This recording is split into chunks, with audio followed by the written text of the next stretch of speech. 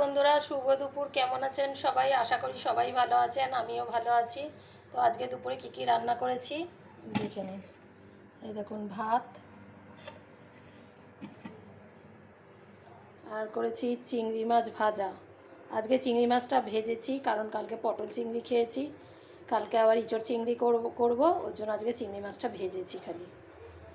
আর হচ্ছে ডিম দিয়ে আলু দিয়ে ধনেপাতা দিয়ে পাতলা ঝোল, পাতলা ডিমের ঝোল, ডিম আর আলু দিয়ে। আর কালকের হচ্ছে ভেন্ডি আলু ঝালটা রয়েছে, ওটাই গরম করব। আর আমের চাটনি। তো কেমন হয়েছে বন্ধুরা জানাবেন।